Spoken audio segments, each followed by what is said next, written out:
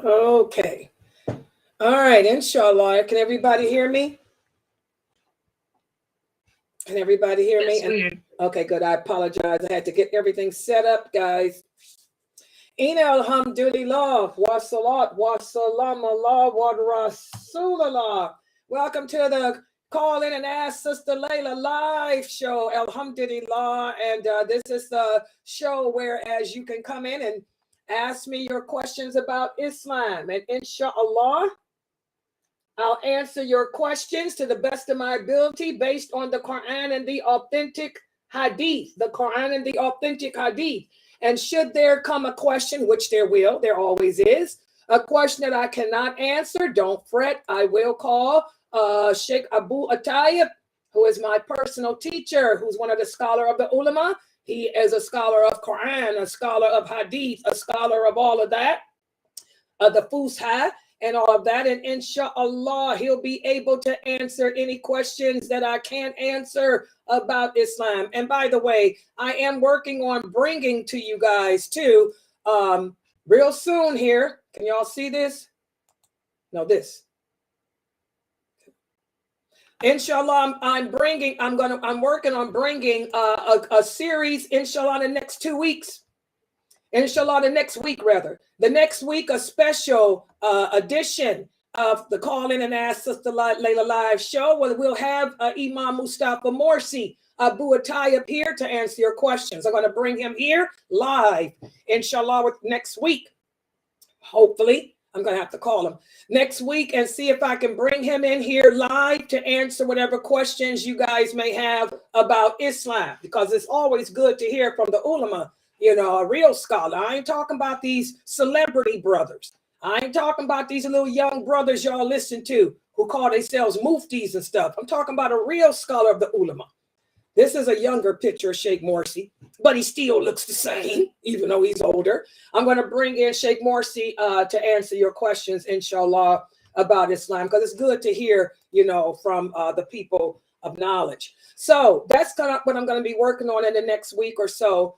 For you guys. And also for this show, I want to remind you guys too, mark it on your calendar, February 2nd, 2024, inshallah. On this show here, we will have a special presentation.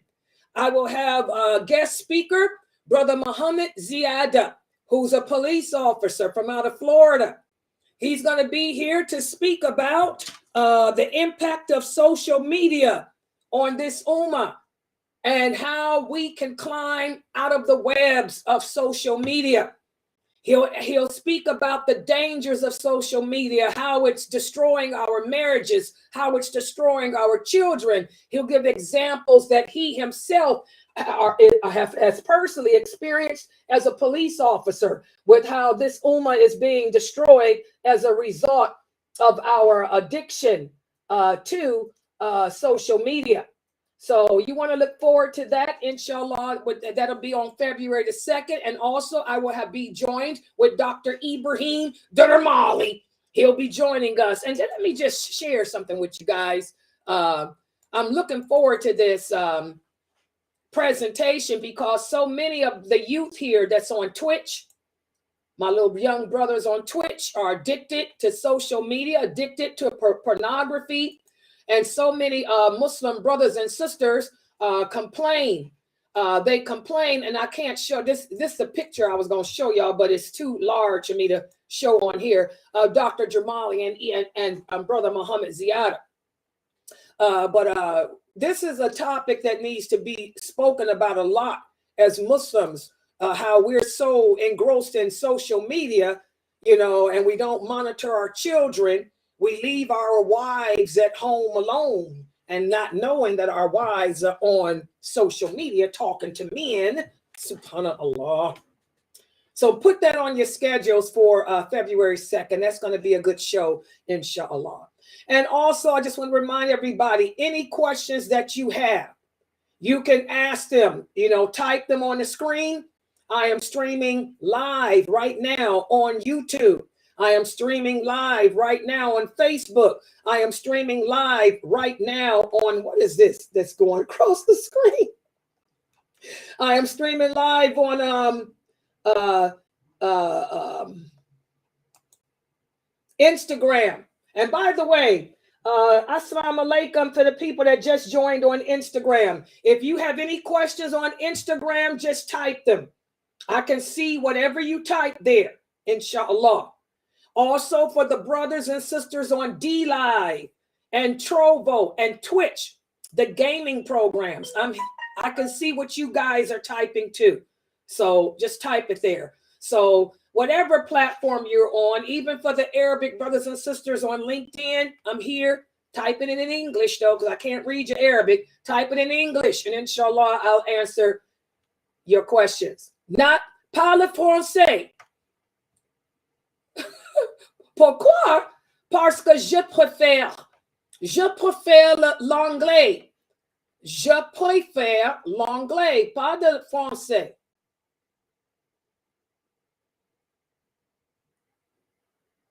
Puisque je suis le daya. Puisque je suis le daya. Je préfère l'anglais, pas le français. Okay? Yeah, that's for my Arabic people in Morocco. What is it about you guys loving that French language so much? You guys speak good English. You know, and I heard, let me talk about Morocco for a minute. I heard that you guys like to pretend that you don't speak Arabic. Is that true? I heard it through the grapevine that you Moroccan Muslims like to pretend to be French. That y'all don't even like speaking Arabic.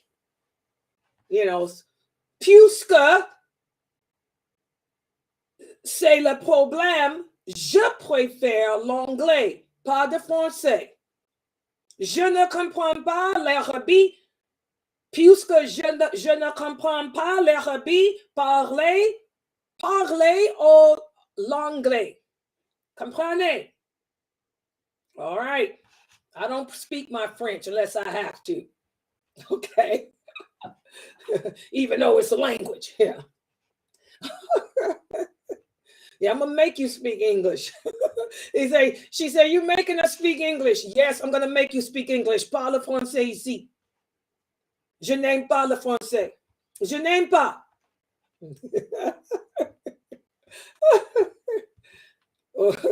Exactly.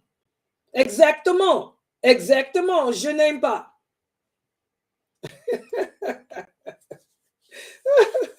You heard that too. Sis Jamila says she heard that too, that you guys pretend to be French. Yeah. N'oubliez pas votre route. N'oubliez pas votre famille.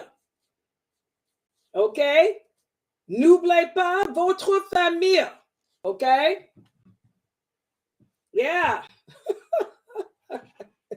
Okay, so any questions that you guys have, you can type them in English right here on the screen, and inshallah, I'll read them. Or if you want to use the microphone, if you would like to use the microphone to ask your question verbally, join the Zoom room. Our Zoom room is open 24 hours. And, you know, it's in, I have a sister Fame, 2AC. I mean, see, y'all got me speaking French. Fame, you here? Yes, I'm here. Okay, yeah. Fame will read your questions on Zoom. And by the way, for the people that are on Zoom, remind you, do not private message me, because since I am streaming, I am not looking at the Zoom room at all. I am my face is right here on the streaming program. So if you send me any messages on Zoom, I'm not going to see it, because if I put this screen down and go to Zoom, I'm going to freeze. It'll have me frozen like this. And I make the weirdest faces when I freeze.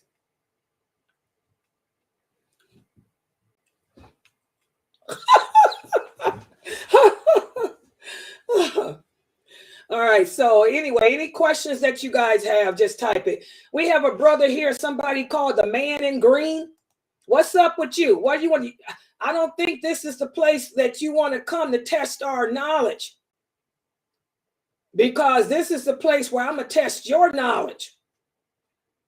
So I don't know if you want to try to test our knowledge. And by the way, man in green, don't kick him out yet. Man in green. I know you probably ain't Muslim.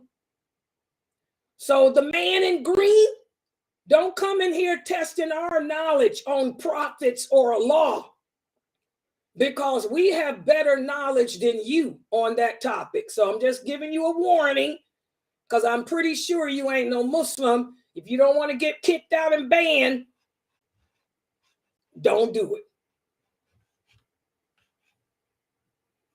They got their eyes on you. Oh, you a Muslim that plays video games? Oh, you one of the kids? Wait, we got are you one of the children?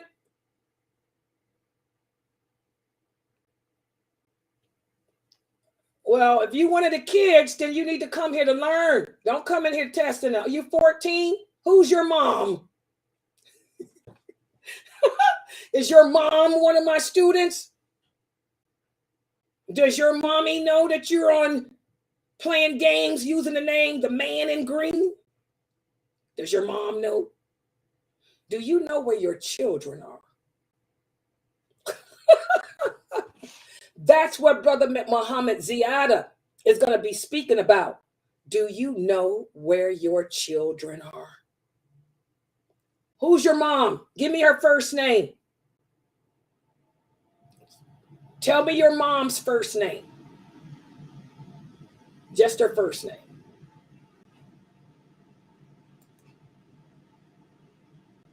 He's 14, he says. And I want you to be here on the 2nd. Khutum. Okay. I want you to be here on the 2nd because Brother Muhammad Ziyada, he's a police officer. He's going to be speaking about the dangers of social media, because a lot of you kids get caught up in that gaming. You come exposed to drug dealers. A lot of drug dealers look for little kids on the gaming sites. So I want you to be here on the 2nd to hear about that. All right. Okay. Any questions about Islam, guys? You guys can type them on the screen, inshallah. And I do have a couple of questions here. I want to ask this question first, because the sisters texted me this question earlier today. Hold on, guys. And I want to answer her question because I know she has something else to do. Okay, hold on. Okay, here's the question. She said, Assalamu alaikum wa rahmatullahi wa barakatuhu. Inshallah, you're doing well. Wa alaikum salam wa rahmatullahi wa barakatuhu. Yes, I'm fine. Alhamdulillah. She said, I would like to know if it is okay to attend a gender reveal party. She said, this is the invitation that they sent her. Let me see.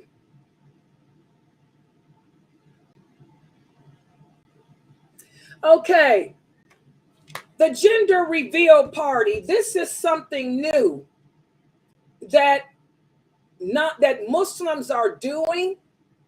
And again, it's an imitation of the kafir. I hate to say it. Remember, the Prophet Muhammad sallallahu alaihi wasallam said that we Muslims will imitate the Christians in everything they do, to the point whereas if they were to crawl into the hole of a lizard, we would follow them. And this is so true, guys. You know, the Christians began this new thing that they do. You know, they always had baby showers, but now they do reveal parties. What's a reveal party? It's when they have a gathering and they want to let everybody in the family know what sex the baby is, so that way the family can go out and buy gifts for the baby that they need. You know, technically, to answer your question, there's nothing wrong with that. There's nothing wrong with you, with your family, your sister or someone in your family. She just found out that she's giving birth, that she's going to be having a boy. But Allah knows best. But it seems like the odds are pointing that she's going to have a boy. So she has a gathering to let everybody know what sex the baby is, so you guys can buy her things. Technically, we can't say that there's anything wrong with that, except one thing.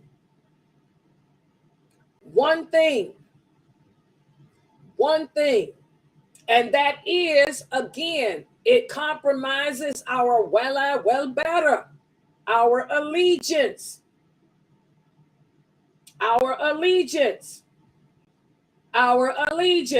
But what I'm going to do, what I would like to do is give Sheikh Morsy a call on this one, because I want to see what he has to say about this gender reveal stuff. Okay, so just hold on. You guys know how I feel about it. I feel like we should stick to the traditions. My answer is you should stick to the traditions of the Prophet Muhammad sallallahu alaihi wasallam. My allegiance is to what we do. We have akikahs, but I'm going to have Sheikh Morsy shed some insight into this new phenomena called the gender reveal. So let's see if I can give him a call, just to be fair to the sisters on this issue. Let's pray we can reach him. Oh, my phone is acting crazy. Hold on. Here we go.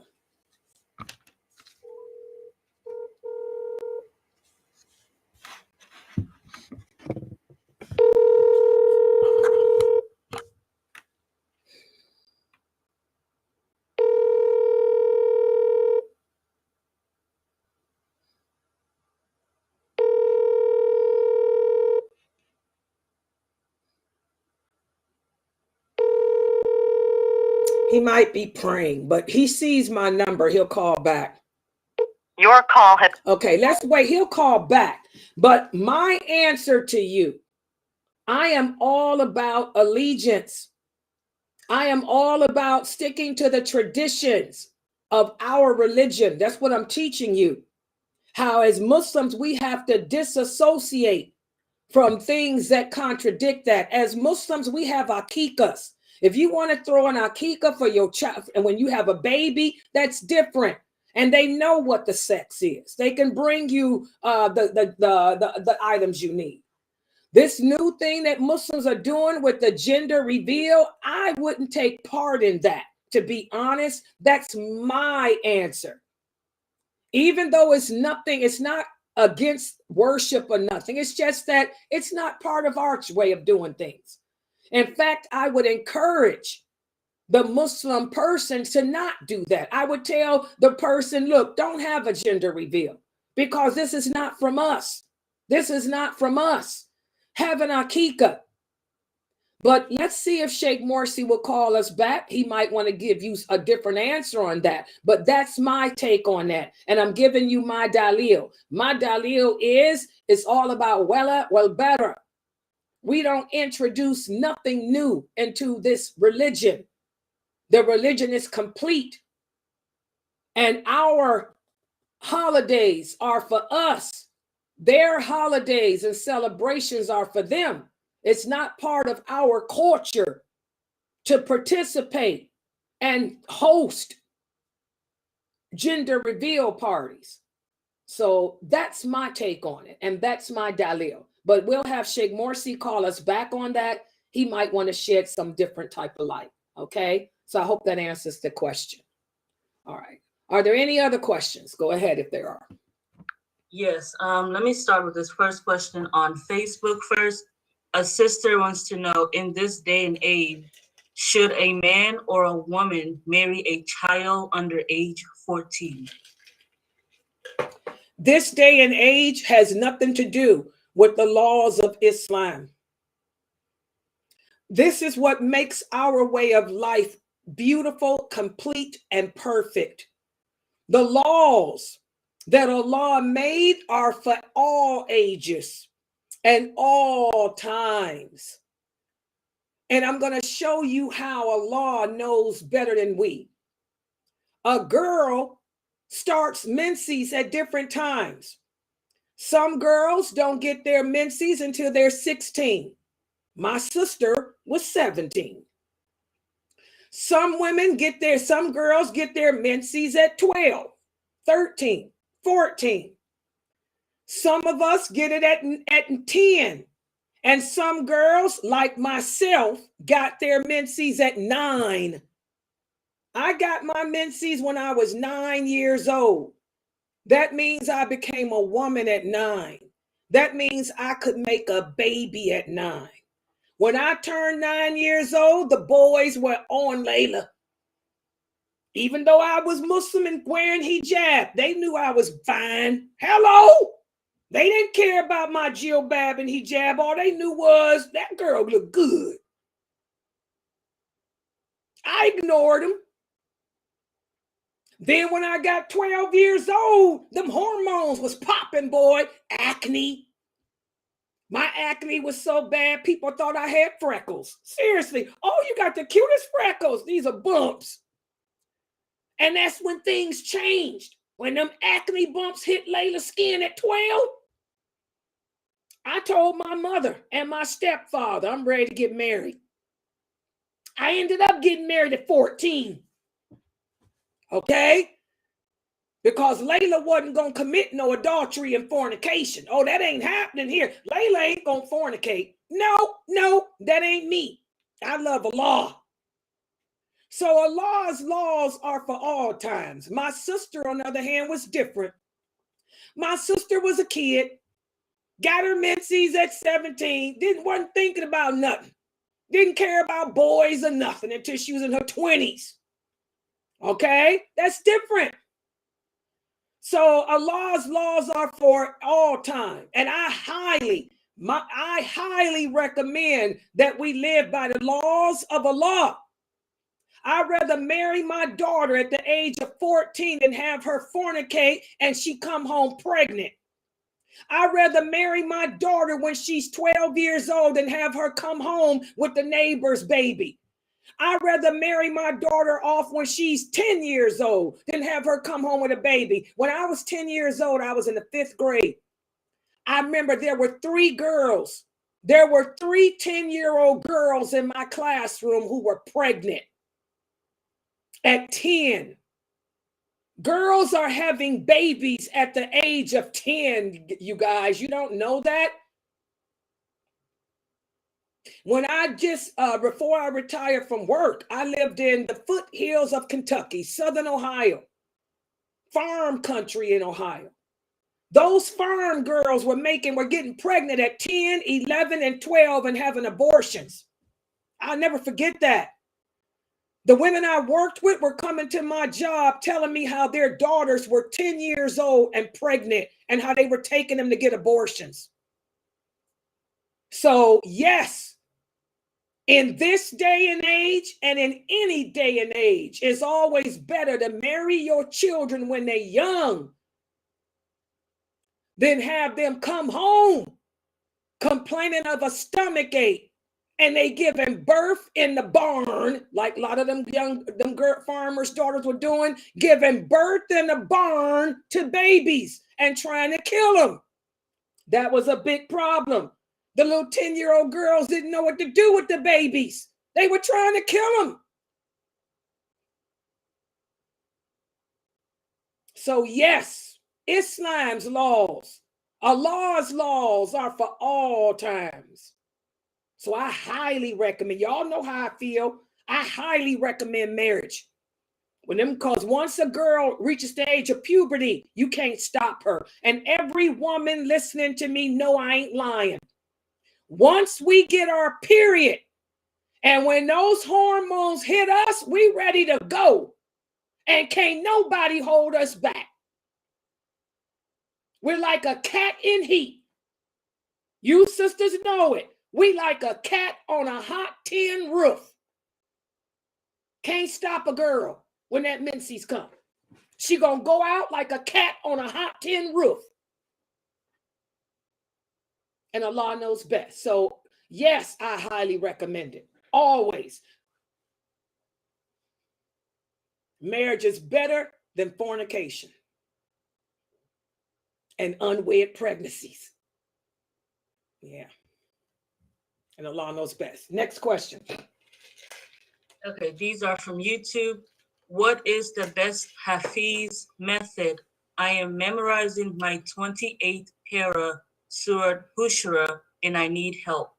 The best Hafiz method is to also learn the meaning of what you're saying, because there are a lot of people who have memorized how to pronounce the Quran by heart. But if I were to ask you, what does Allah mean? You're going to look at me crazy. If I ask you, what is Allah talking about in this verse? When did Allah send down this verse?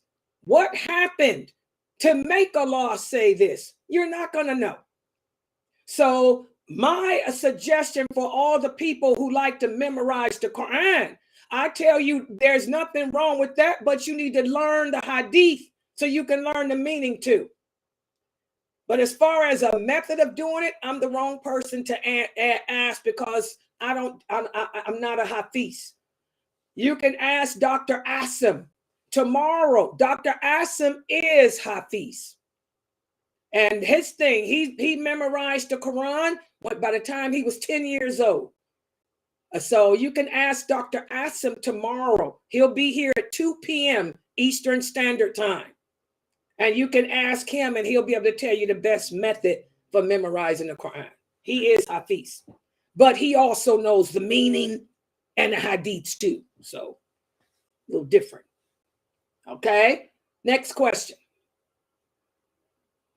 Assalamu alaikum, sister. I have yet to find any hadiths about locks being haram. There is a difference between dreadlocks and locks. I keep my hair as well as scalp clean.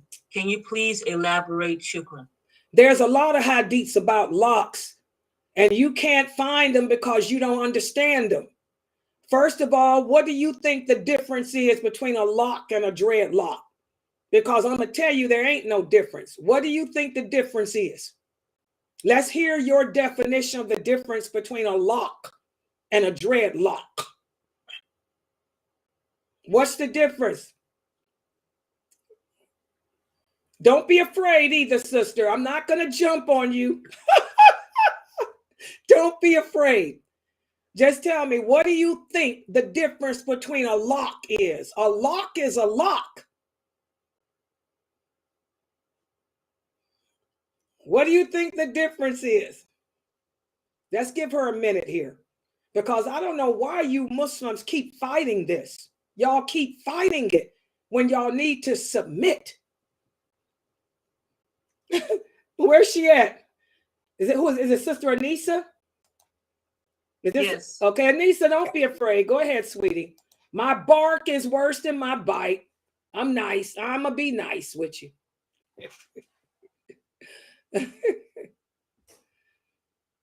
Yeah.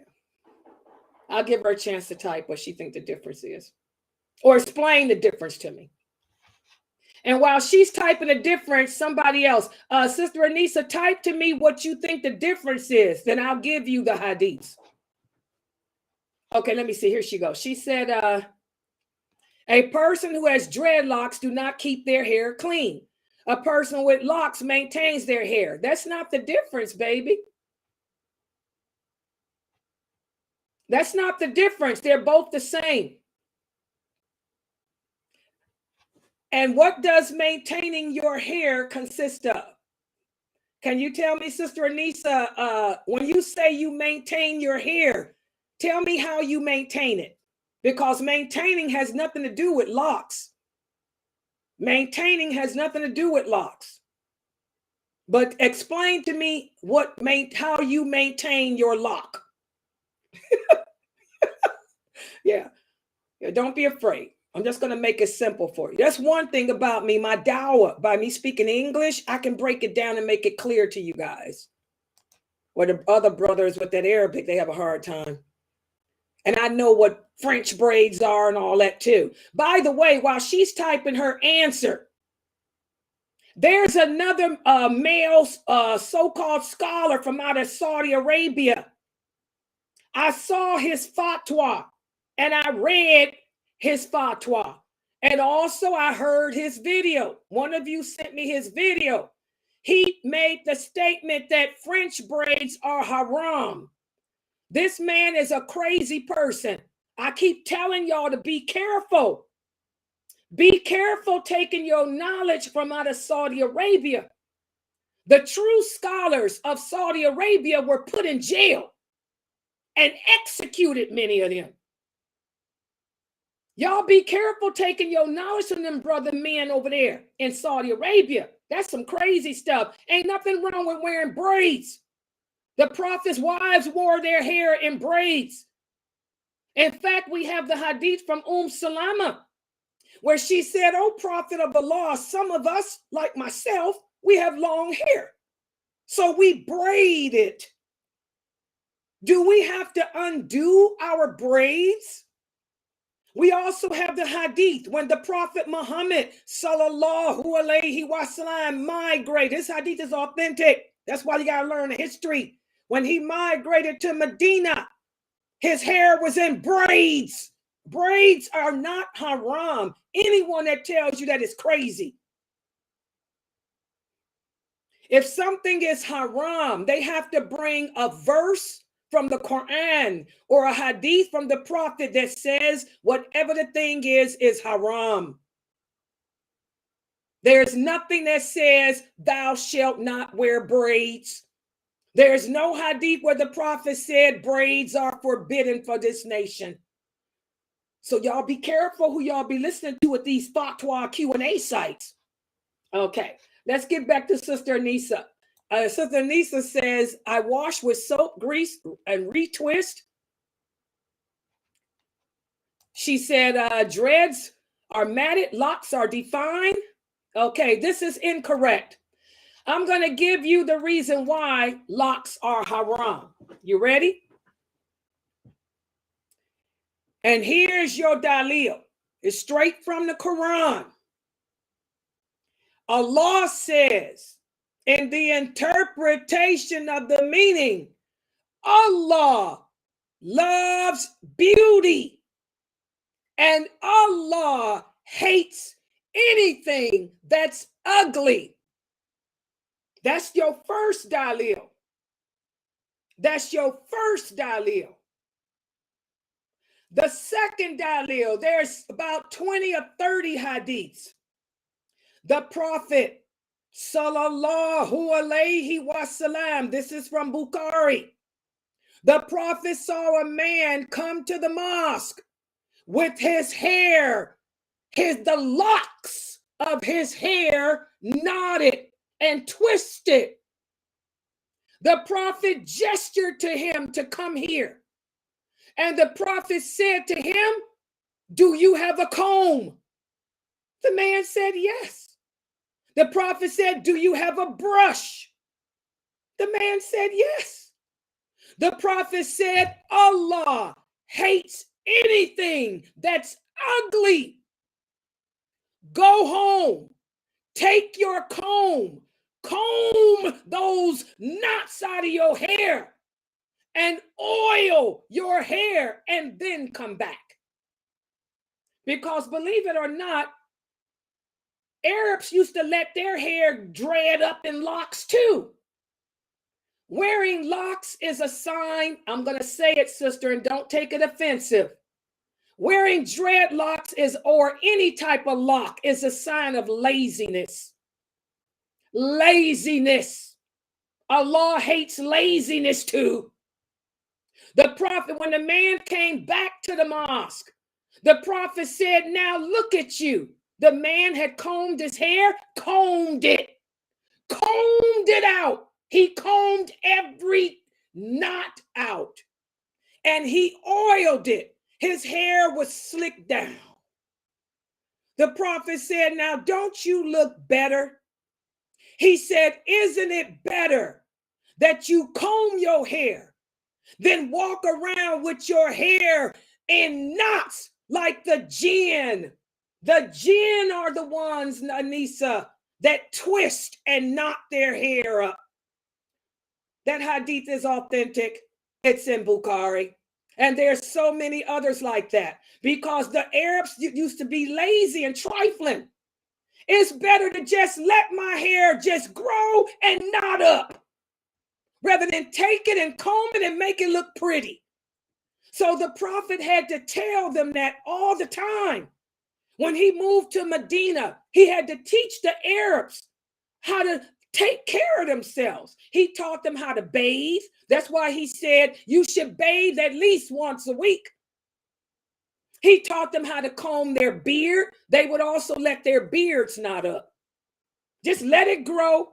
Don't comb it. Don't brush it. So whether you agree with me or not, sister, and whether you think it's laziness or not, Allah hates ugliness. And there is no person on this planet who's going to look you in the face. No man on this planet, Anissa, is going to look you in the eye and tell you he think you look good with them ugly dreadlocks. Whether you call them dread or lock, a man wants to run his hands through a woman's hair, and you ain't no man gonna lie and tell you he don't. You put you and your locks next to a woman with hair that's combed and looking nice. The man will choose her over you any day. It's ugly. And I'm a woman, and I ain't got a problem admitting it. Dreads or locks are ugly. I ain't talking about braids. To let your hair twist up, to let your hair lock up, it looks like hell. And you sisters have got to realize that. This is why you sisters can't keep a husband. Do you know how many women have come to me and told me how they get married, and when they take off their hijab, the man see them locks, the man go and never come back? I had one 2 months ago, and she couldn't figure out why he left. I said, look at your hair. Why are you wearing locks? Don't no man want no woman looking like Medusa. That's Medusa. That's the jinn. The jinn women wear locks. The Prophet sallallahu alaihi wasallam, here's more dalil, Anisa. The Prophet sallallahu alaihi wasallam said, do the opposite of the jinn. The jinn walk around with one shoe on and one shoe off. The jinn eat with their left hand, and the jinn wear locks. Do the opposite of the jinn. There's your dalil too. That hadith is Dawood and it's Sahih. It's Muslim. It's Sahih. It's authentic. The jinn wear locks. You sisters got to stop being jinn. The men already talk about us in a bad way. The men already abuse us in a bad way. The men love kafir women because kafir women take care of their hair. You know the hair is a woman's glory. You know a man care about hair more than anything. We don't care about it. But the men like a woman who they can run their hands through their hair. And come on, the brothers will tell you that. So y'all are gonna have to stop it. You sisters are gonna have to stop sitting around making up your own rules on womanhood. And do what the Prophet said. He said, do the opposite of the jinn, Anisa. The jinn wear knots. They wear locks. We don't wear locks. We're not jinn. So that's all the dalil you need. Take them nasty things out of your hair and put some French braids in. What's wrong with French braids? That's what I don't get. Why do you sisters prefer locks over braids? French braids are so attractive. And you don't have to do nothing to them. They'll last long. They look nice. They turn the man on. But y'all want to look like jinn and wonder why you can't keep a husband, or why your husband got you, but he got 3 other women too. And them other women ain't got no dreads. The other women, they get their hair done. And that other sister got braids. Okay? Okay, hold on, guys. This is Sheikh Morsy. Assalamu alaikum, Sheikh Morsy. Alaikum assalam wa rahmatullah, Sister Laila. How are you? Okay, how are you? Alhamdulillah. Okay, this is a question I got for you.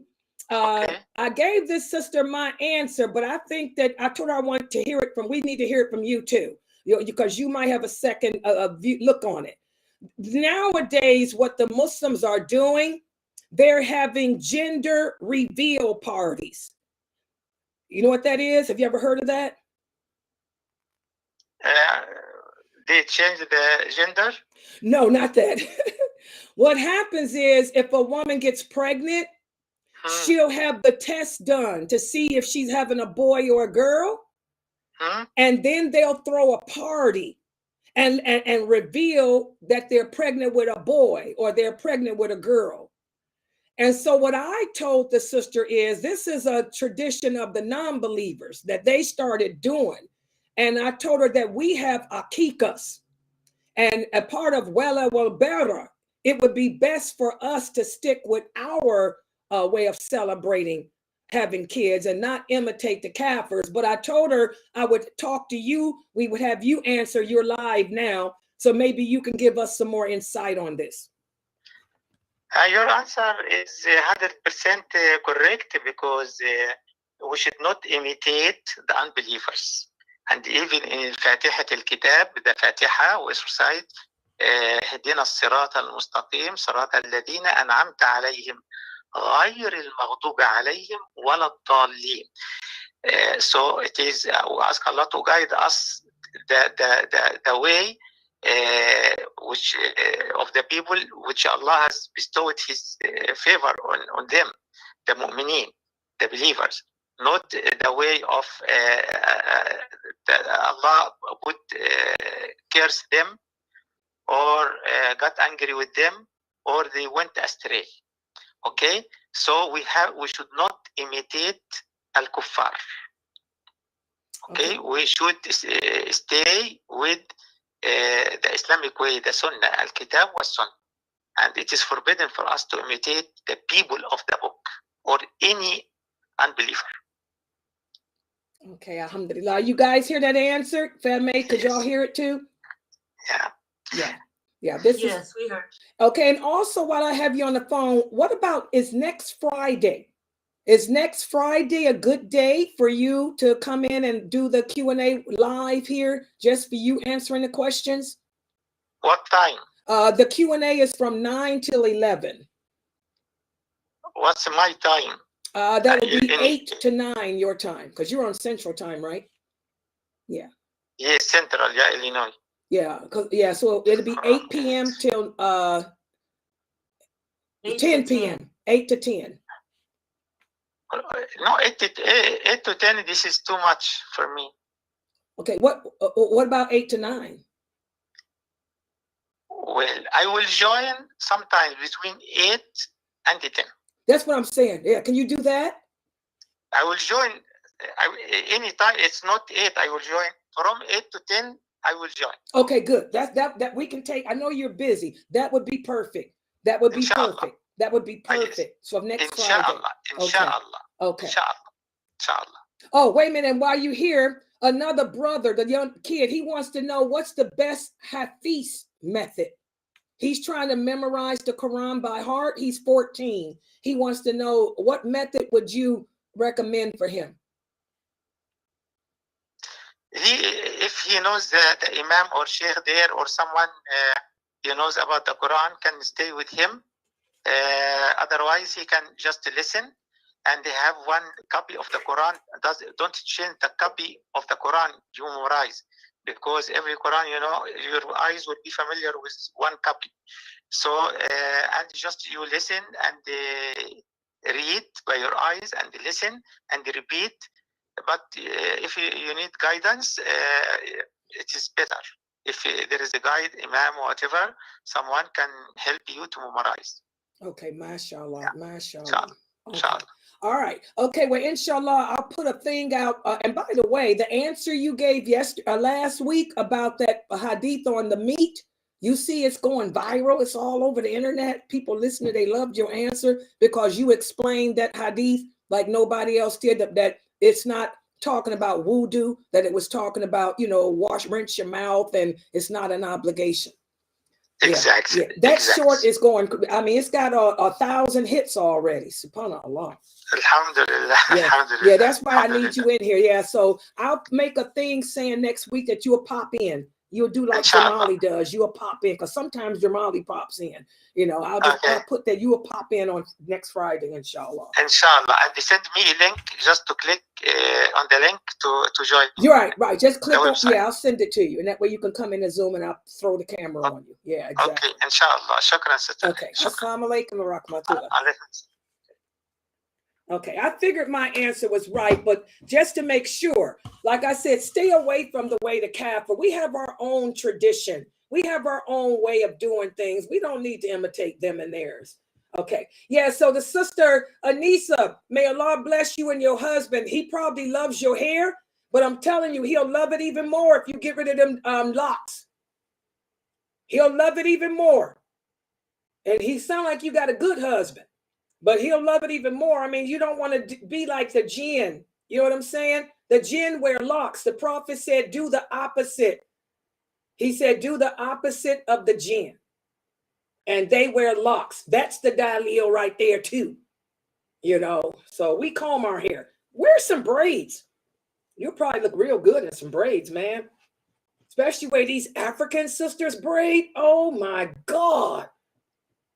The way these African sisters do hair, whew, I tried to wear braids, but I can't. My hair is too thin. I look funny.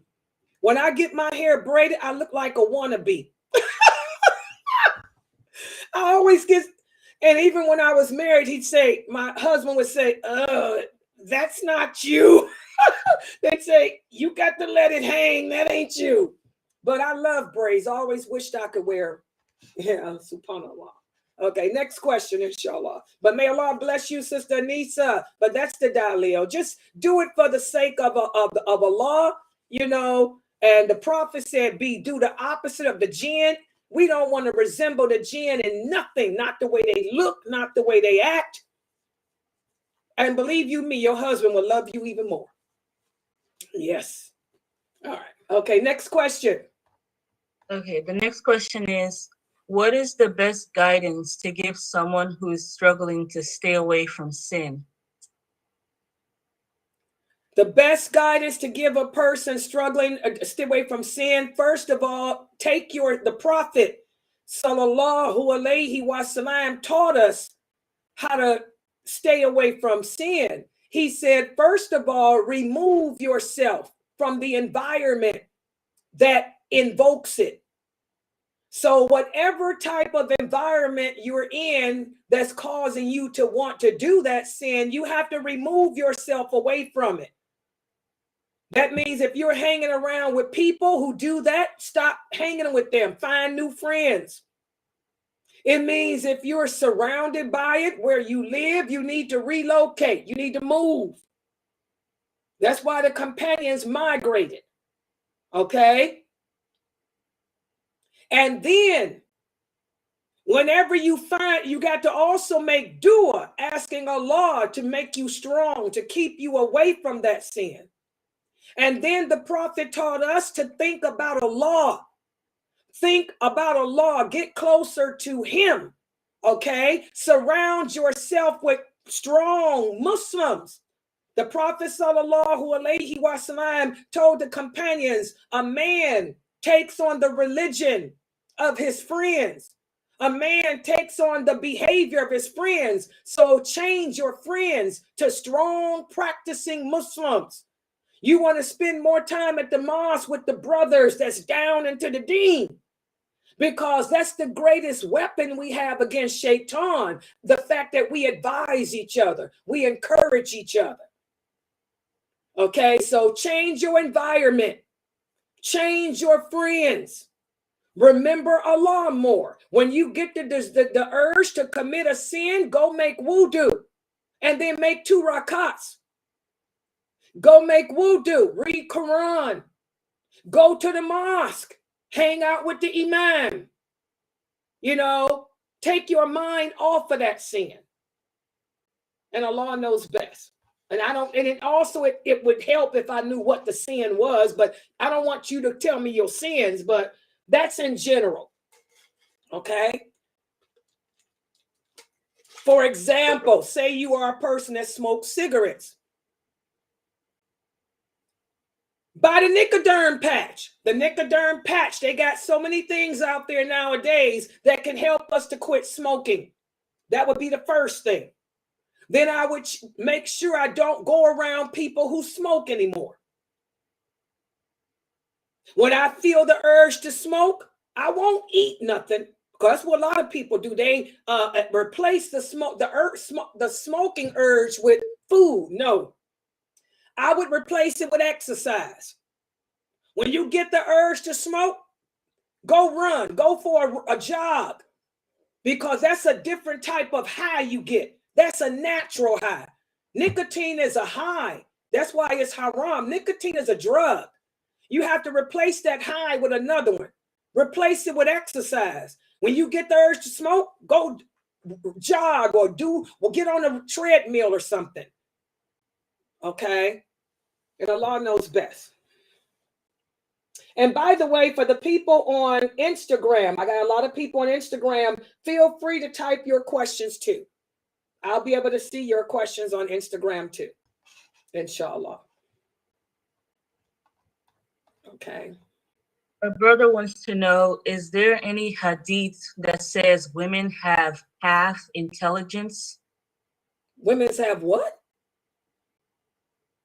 A half intelligence? There is no hadith on planet Earth. I repeat, there is no hadith on planet Earth. I repeat again, there is no authentic hadith on planet Earth that says women are of half intelligence than men. There is no verse of the Quran. I repeat, there is no verse of the Quran. I repeat, there is no verse of the Quran that says women are half an intelligence either. So this is a misconception that women haters have, and you brothers need to stop that. You men, I don't know what happened in your personal childhood, but you brothers need to stop that. Allah says that we went over the story of Amira yesterday. Amira said, "Oh, Prophet of Allah, we don't never hear anything about women in Islam." And that's when Allah sent down the verses for righteous women and righteous men, for giving women and giving men, for obedient women and for obedient men. We're equal. Women and men are equal spiritually. They're equal intellectually. In some facts, some women are smarter. Look at Aisha, radiyallahu anha. Aisha was smarter than the average man. That's why Aisha became one of the first scholars of Islam. Look at the Prophet Muhammad's stepdaughter, Zainab. She was smarter than the average man too. That's why they would travel from all over the world to ask her about their pronunciation of the Quran. Okay, so anybody that tells you that a woman is less than a man, this person has a mental problem. Either something happened in his childhood. Maybe some woman broke his heart. Maybe he was upset that his sister was smarter than him. But that has nothing to do with Islam. Allah tells us he didn't make women to be inferior that way than men. The only inferiority that we have over men is strength. As Allah says in the Quran, I have given men more physical strength over us. That's it. And Allah knows best. Next question. The next question is, I heard a long time ago that our Quran is supposed to be the highest book in our home, and I have one high up now. Where should we place our Qurans? Okay, and I know where she heard that from. When I was a child, I heard that too. But there is no hadith that says that. It's just that that's what some people say, make it just to show respect. It's a respect thing. It's just to show respect for Allah. But as far as did Allah command us to put it on the highest shelf? No. Did the Prophet Muhammad command us to do that? No. But a lot of people do that out of respect. But my Quran is on the same level with all my other books, is on a bookshelf. So there's nothing wrong with that. So no, we don't have to put it on the highest shelf. There's no verse that says do that. That's just something that people do to show respect for it. But it's not from the Quran or the Sunnah, no. And Allah knows best. And about that question on women's and intelligence, the brother said that he heard a brother in his community that told him that. Yeah, well, a lot of people are ignorant of the religion. Unfortunately, a lot of Western Muslims, they think that they can teach themselves the religion. So what they do is pick up a hadith book and they will read a hadith that's been translated into English. And they misconstrue the meaning of it based on the transliteration given in English. But that is not what that hadith means. And he's talking about the hadith where the Prophet sallallahu alaihi wasallam, he didn't say that women have half intelligence. He says that men are on a higher standard because that's what Allah says. In the Quran, they're on a higher standard than women. That doesn't mean intellectually. That means physically. That's why Allah made men to be the providers, protectors, maintainers of women, because he's given them physical strength over us and also emotional strength.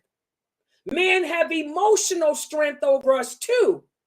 And the Prophet Muhammad in that hadith explained why. It's because we women have PMS. That's our emotion, PMS. We have a period. When a woman's menses comes, our emotions are all over the place. Our hormones are all over the place. That's not our intelligence. That's our hormones. And because of those hormones, we can forget, we can say things that we don't mean, we can do things that we don't mean because of those hormones.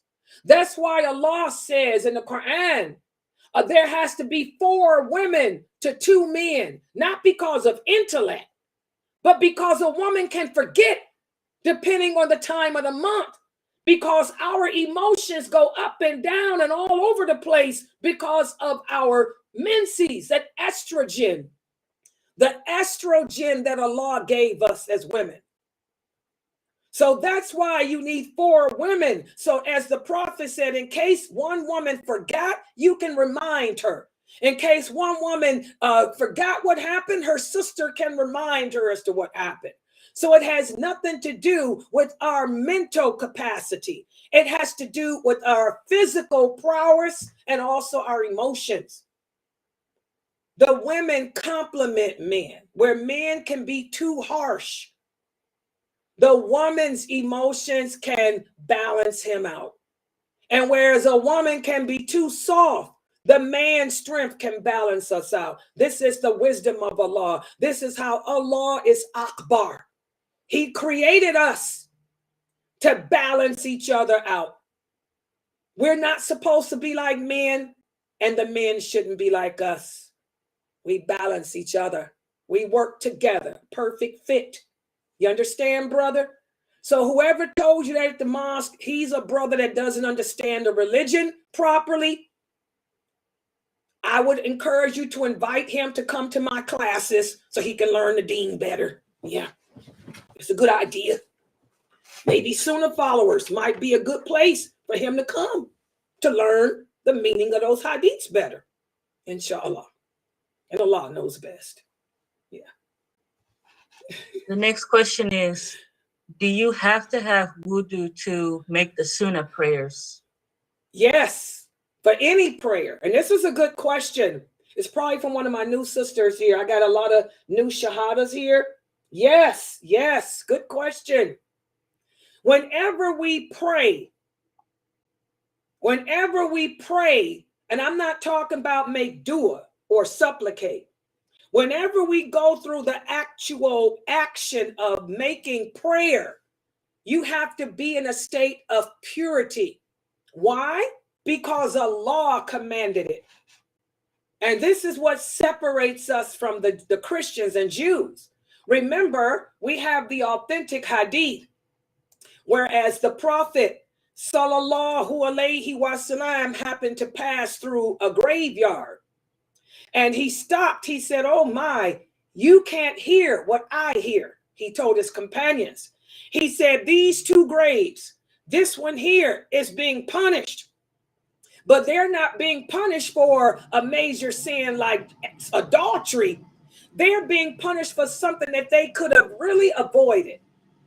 He said, this one here is being punished because he used to offer prayers to Allah with urine and feces in his underwear. Okay? The Christians, they worship Allah and they don't care about being clean and pure.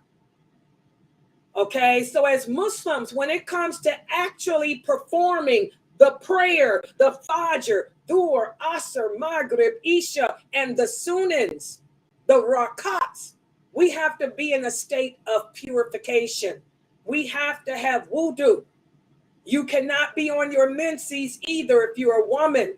You cannot be in a state of janubity, meaning you had relations with your wife and didn't take a ghusl. Okay? Now, making dua or supplicating is different. We can talk to Allah anytime we want to. I can talk to Allah without being in a state of purity. We can call upon Allah whenever we want to, but performing the prayers, including the sunnahs, we have to do it the way Allah commanded in a state of purification. And Allah knows best. Is that clear with everyone? Very good question from my new sisters here. Proud of y'all with that. Proud of y'all with that question. Excellent. The next question is, what should you do if you pass gas during prayer? And can you shorten obligated prayers when you pray at the mosque? Okay, we had this happen with one of the companions. The Prophet sallallahu alaihi wasallam was leading the Muslims in the prayer. Somebody broke wind and left. Okay, the Prophet sallallahu alaihi wasallam said that's the correct thing to do. Whenever you're making salat and you pass wind, your wudu is nullified. So that means if you don't have, like we just said, you have to be in a state of purification. You have to be in a state of purity to pray. So if you do something that breaks that purification, you have to make that prayer over because it doesn't count. So if you pass gas while praying, you have to just get up and that's it. You got to make it over again. And as far as shortening the prayer, I don't understand that. The only time we can shorten the prayer is if you are traveling, okay? Or if you are sick or something like that. So I don't understand that question. What do you mean? Or if you're sick, like say, for example, you're sick and you can, not only mean shorten like that, you can combine the prayers when you're sick. But shortening, what do you mean? Taking it from shortening rakats? You can shorten the rakats if you're traveling. You can combine if you're traveling. You can combine if you're sick. But what does this person mean? Tell them they need to give me more information. Are they traveling? Or are they just at the mosque and just want to do 2 rakats instead of 4? I don't know. What are they saying? Give me more information. If you're traveling, yes, you can shorten and combine. Okay, so it depends if they're traveling.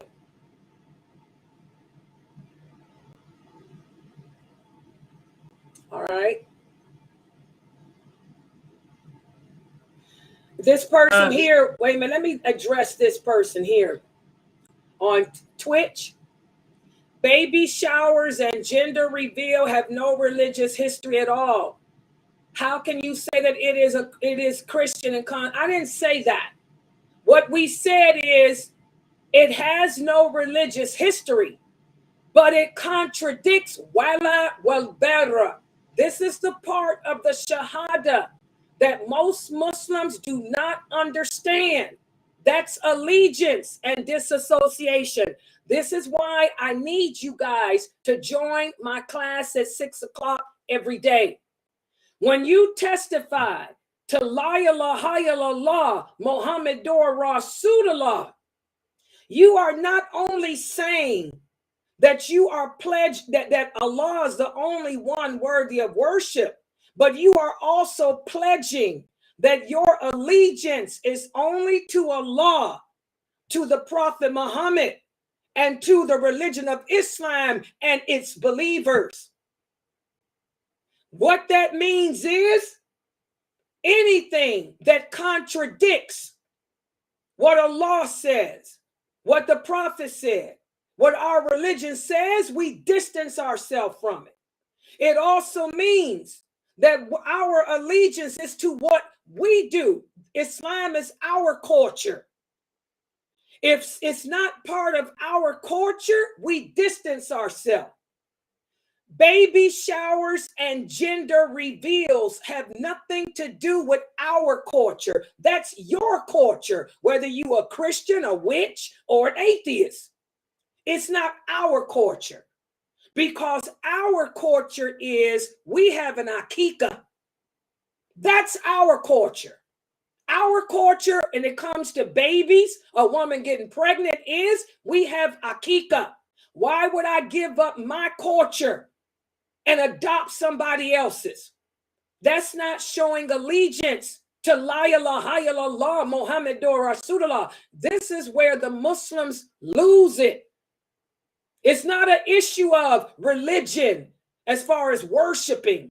It's an issue of allegiance and culture. Islam is not just a religion, people. It's also a way of life. And being a way of life, that's culture. So why would I imitate anybody other than what we do?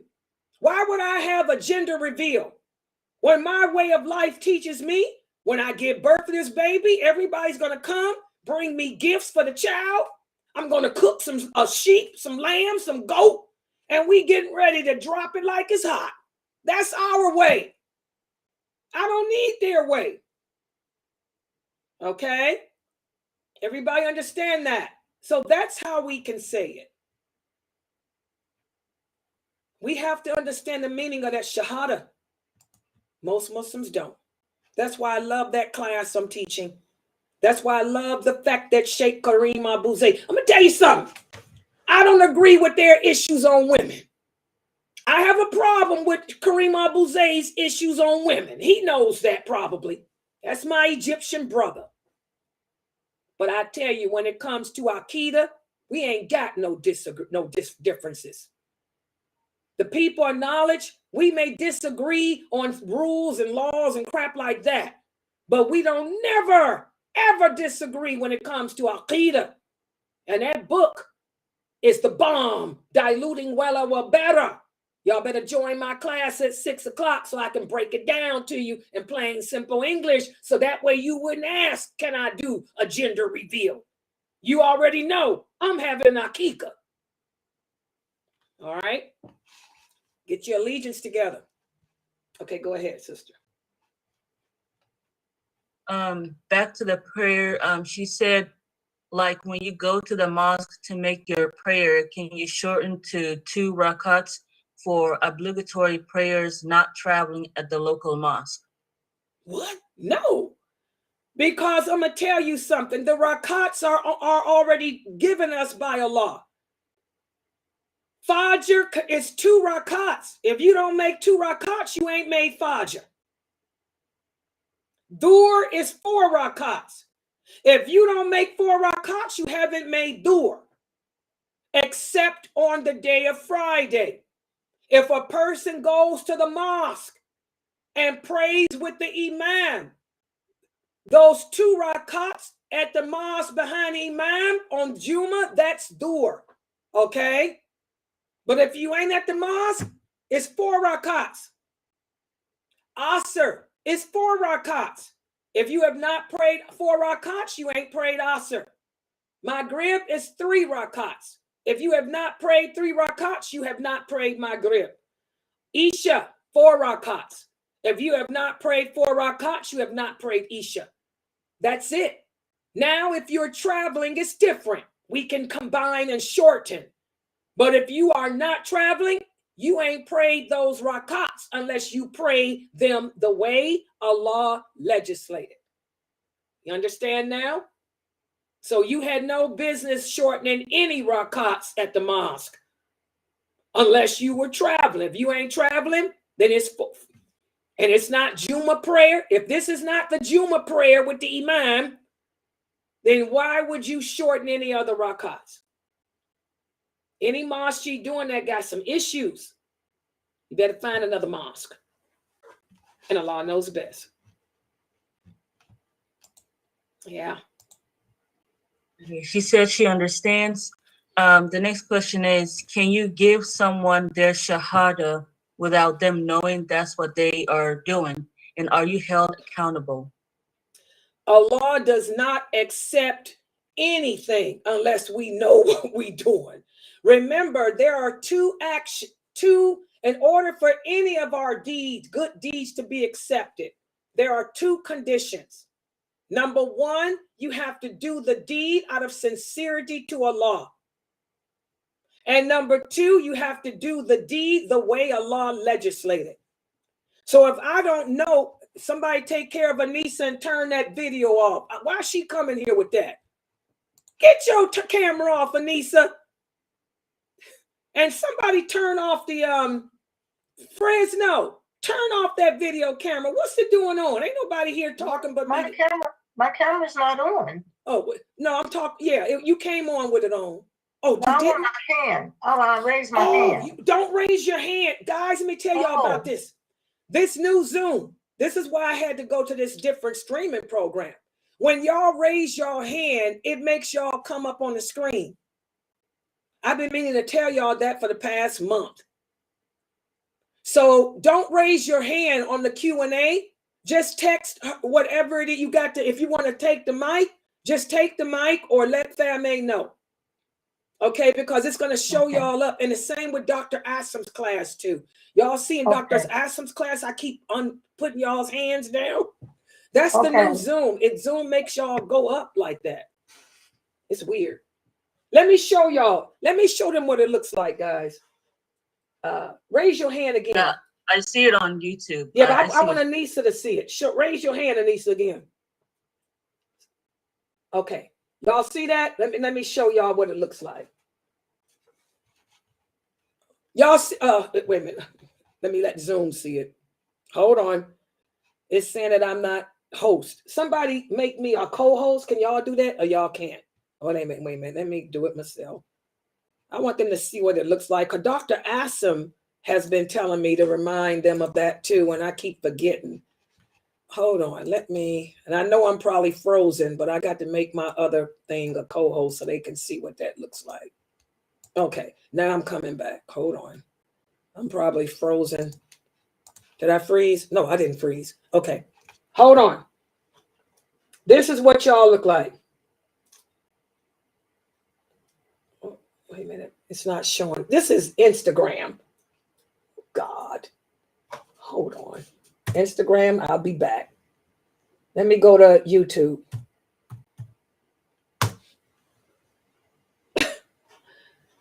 Okay, hold on. Look at this, y'all. Uh-oh. Can y'all see on YouTube? Zoom room? Oh, is it showing me? Yeah, we see it. In Zoom, do they see it? Yes. No. They don't see the hand, though. Why they can't see the hand, Fame? Wait a minute. I want them to see the video. I saw it. It's a little teeny Yeah, hand. I see it. Y'all see that hand? It's in the middle. I see it. Okay. Yeah, that's what it does. And Dr. Asim had been asking me to tell y'all about that too. It messes up our video. So for some reason, since Zoom added that, I don't know why they did that, where every time somebody raises their hands, it interferes with the video. Don't raise y'all hands no more. Just get on the mic. Yeah, just get on the mic. Okay, so I ask my question now. Yeah, go ahead. Okay.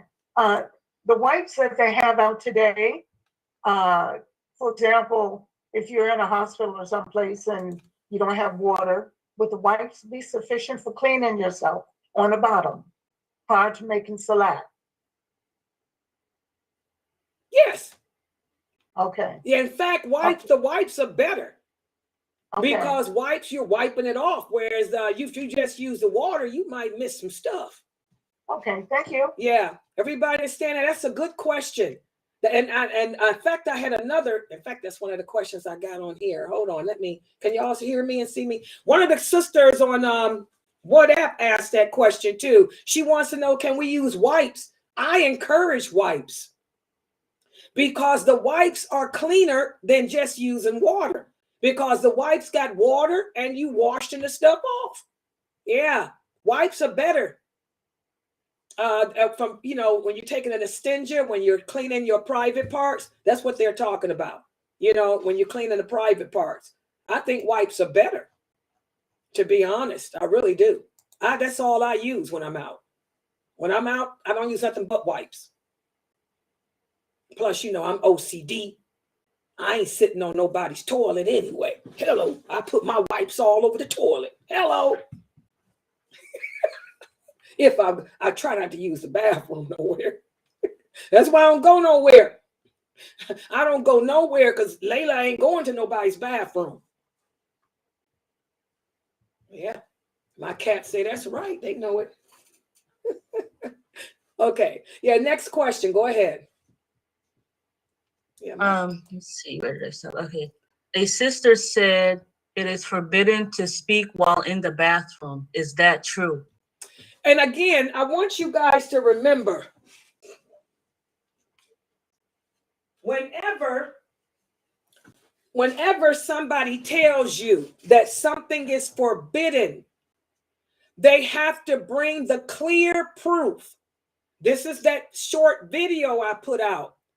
The lawful and the unlawful have been clearly defined. I didn't make that up. That's an authentic hadith. What's the source? Sahih Bukhari. The Prophet sallallahu alaihi wasallam said the lawful and the unlawful have been clearly defined by Allah. There may be some gray areas that you don't know. So you stay away from those gray areas until you learn the truth. And that's when he said, ask the people of knowledge. It's the people of knowledge's job to tell you the truth.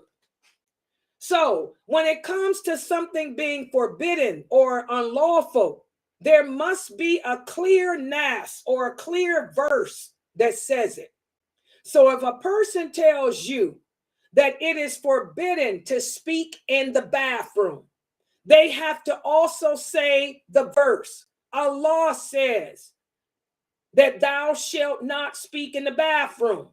Or they have to give you the hadith where the Prophet sallallahu alaihi wasallam said thou shalt not or cannot speak in the bathroom. There is no hadith. I repeat, there is no hadith. I repeat, there is no hadith on planet Earth. Nor is there any verse, I repeat, nor is there any nas or verse, I repeat, nor is there any verse in the Quran that says it's forbidden to speak in the bathroom. I'm going to tell you why. Number one, bathrooms didn't exist in the time of the Prophet Muhammad, sallallahu alaihi wasallam. They had an outhouse. I keep telling y'all to learn history. Learn about the 6th, 7th, and 8th century. Okay? They would go outside and urinate and defecate in like a little trench. Okay?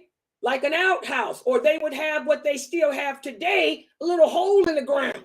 They dig a little hole in the ground and stoop over it. Okay? That's not a bathroom. That's a place to use the bathroom. Okay? The Prophet sallallahu alaihi wasallam, what he did say, we do have the one hadith, whereas the Prophet sallallahu alaihi wasallam was answering the call of nature. He wasn't in no bathroom because they didn't have bathrooms. He was stooped over, hiding behind some bushes, answering the call of nature. And he had his leaves in his hand to clean himself with too.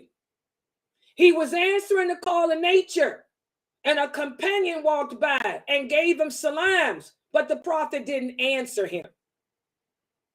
After a while, the prophet joined the companion, and he said, the reason why I did not return your salams is because I was answering the call of nature, and I did not feel comfortable mentioning Allah's name while I was defecating.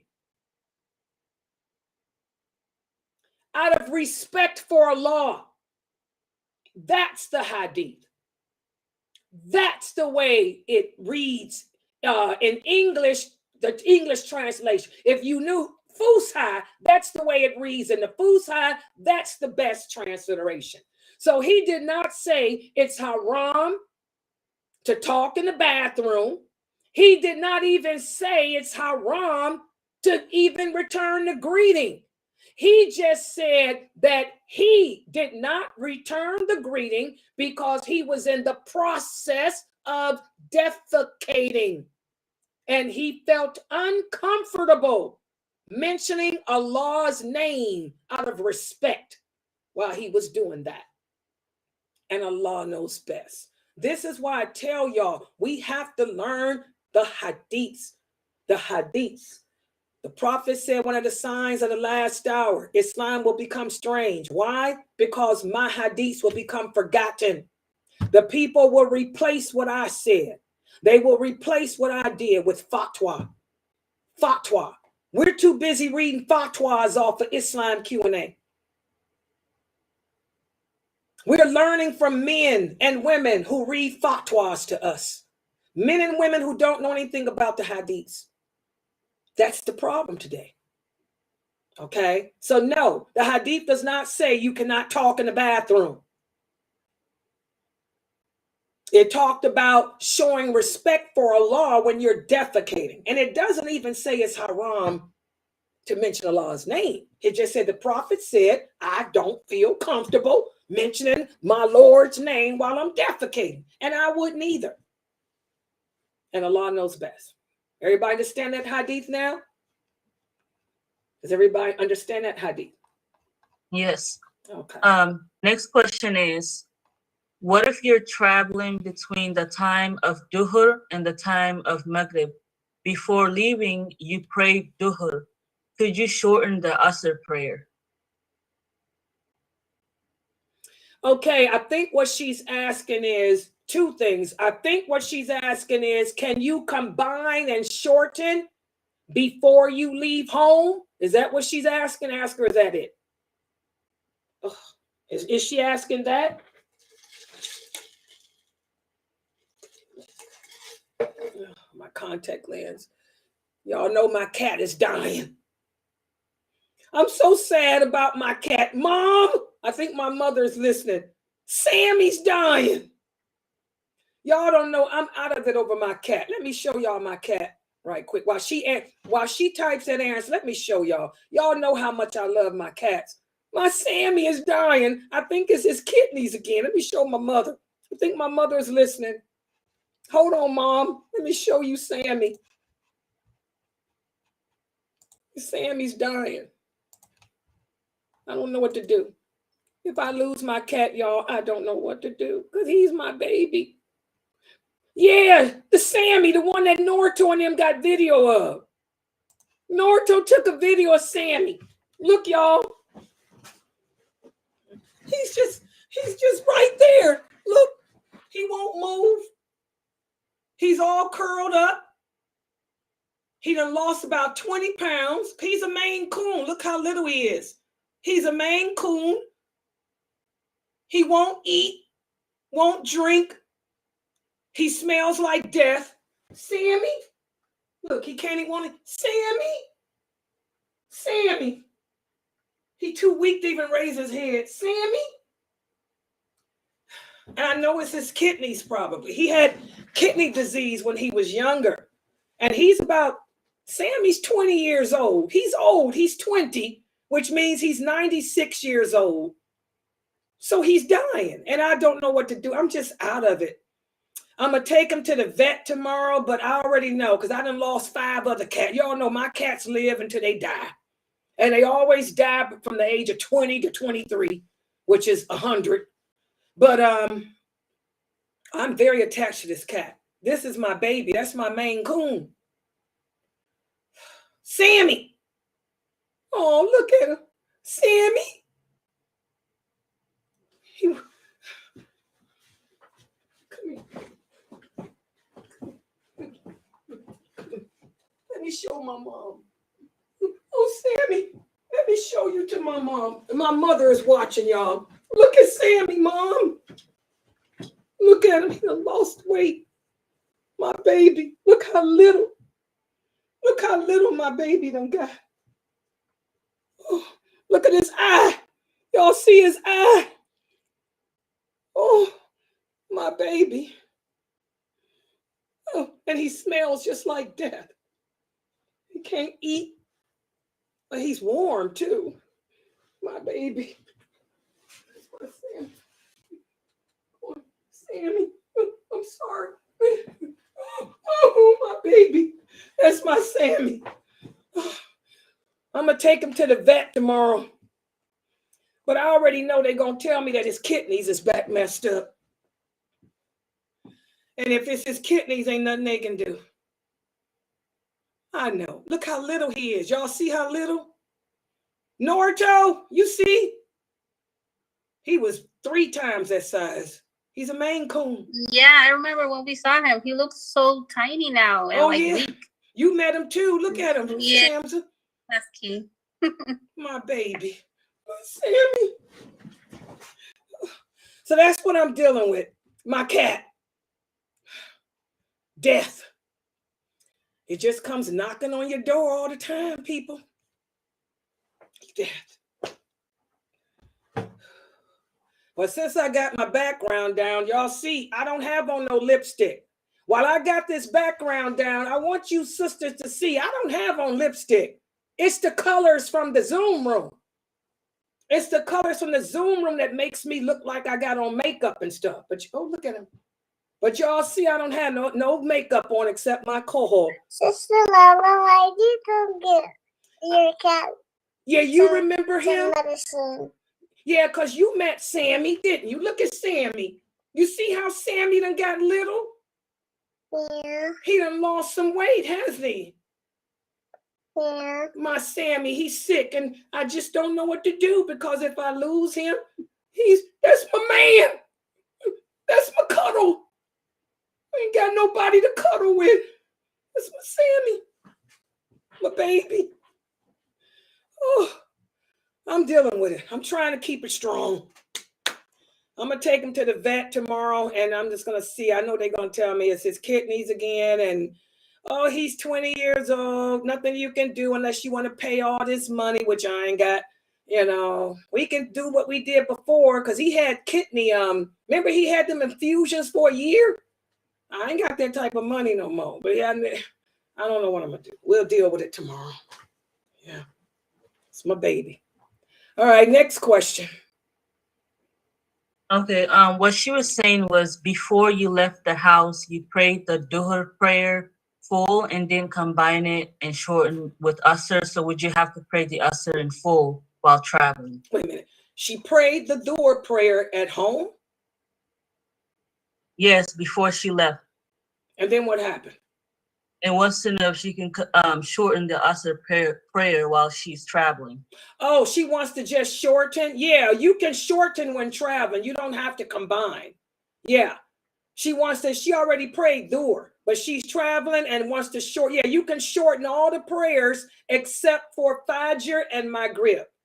Fajr and Maghreb cannot be shortened, but you can shorten the other prayer. The other prayers, yes. Now I understand what she's saying. Yeah, my baby. I'm going to keep this down so I can keep an eye on him, guys. I just want to keep an eye on my cat. Okay, yeah, you can shorten. Yeah, that way she can do that. Yes. Yeah. Okay, next question. Yeah.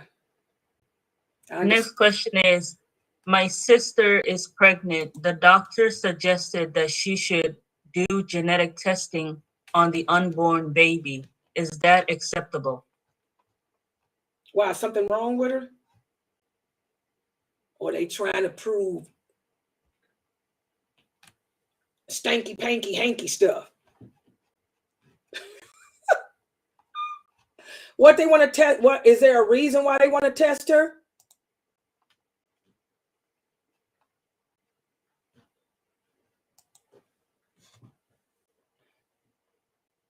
What type of test? DNA?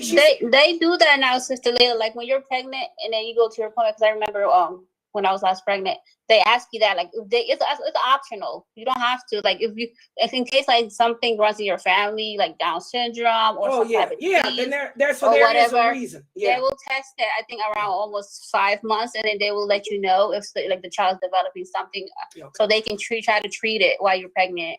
Okay. Yeah. And by the way, that's Shamsa from our website. She's a nurse. Yes. Yeah. In that case, yeah, there's a reason. Yes. Yeah, we can do that. If there's a sickness in your family that they want to catch or something, or to see what's going on, yes, there's nothing wrong with that. Whenever there's a treatment, when it comes to treatments, Allah allows treatment. The Prophet Muhammad sallallahu alaihi wasallam told us, take the treatment, seek the treatments that Allah gives us for different things. So yes, she can do that. Yeah. Yeah, and I just want to say that, especially if you're high risk, try to take that, because I know my sister-in-law, she just had a baby, and she like was not going to her appointments, and then she almost like died because of that. Like she didn't go to her appointment, she didn't take her prenatal vitamins, and there's a reason why they want you to get checked up and stuff like that. So, but a lot of I know this the Muslim sisters right now, they have that like mindset, especially like the Bantu culture, where they have that mindset like, oh, my parents did not have doctors back in the day, they had their babies in the house, so I'll be fine. But we're like in a different generation, so you have to it's better to be safe than sorry. So okay, and that was Nurse Shamsa speaking. So yeah, you sisters do that. If something runs in your family, like she said, then let them do that so you can catch it, so maybe they can treat it or something. Subhanallah. Allah says there's a cure for every sickness. Seek the treatment that He reveals, and then maybe He'll reveal a cure. Yeah, alhamdulillah. Yeah, go ahead, Sister Fame, inshallah. I'm looking at my cat. I'm sorry I took the screen down, but I got to keep my eye on him because he was meowing, poor baby. And I want to make sure he's okay. Those are all the questions for now. Okay, I'm looking right here. Hold on. I'm looking, sister. This sister telling me she sent. Hold on. Let me get. What did I do with the phone? I wasn't looking at my phone. I'm sorry. Okay, hold on. Let me look. A lot of sisters like to text me their questions. Should have known. I thought we was going to make it through the night without a question from the polygamies. Let me read this.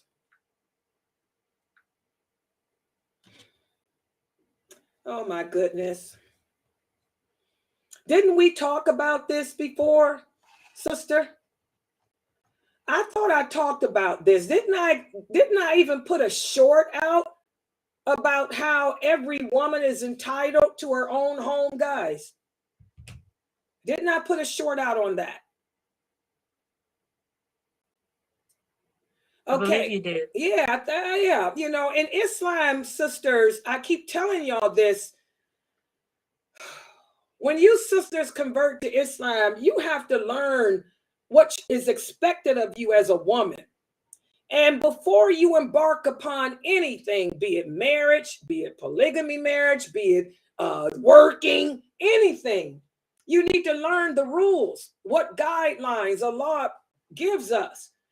And one of the rights that a woman has is the right to her own accommodations.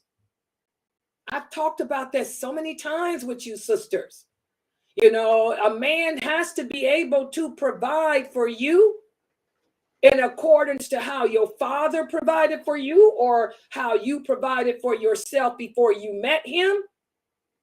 And also, he has to be able to give you your own accommodations, your own home, your own place to live.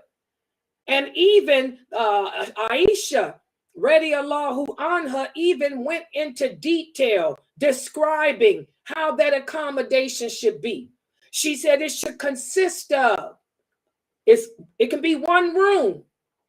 It can be one room as long as it has an area for you to cook. This is from Aisha. This is the fatwa of Aisha bint Abu Bakr radiallahu anha.